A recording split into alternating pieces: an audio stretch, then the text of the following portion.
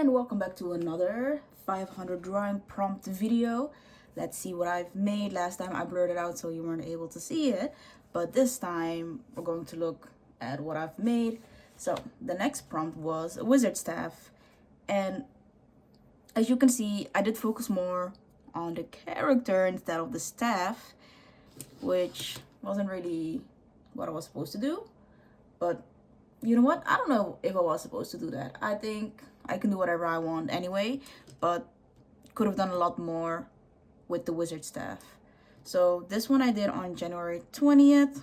I was doing my artist study. So the artist that I'm currently studying is Jorge Jimenez. I'm just gonna put JJ.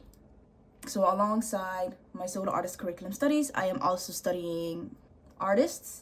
At this moment, I am studying Jorge Jimenez from DC Comics. Currently, he is doing the Batman, and I really like his art style. I want to know more, want to study it, and kind of like incorporate his style with my style, even though I don't have a style at the moment, but you know what I mean.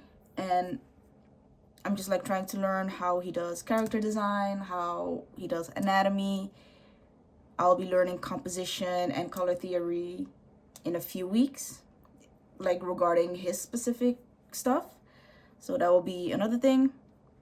But right now I was doing artist study with this one, and there's a lot of things that are not really artists or that don't really relate to Jorge's style.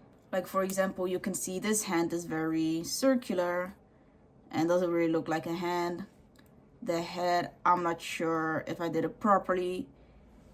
I'm upset that the staff doesn't have a lot of detail. I could have done a lot more.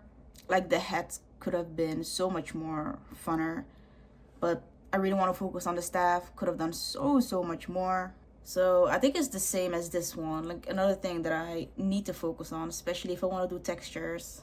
Like one thing that I want to learn is how to do proper textures.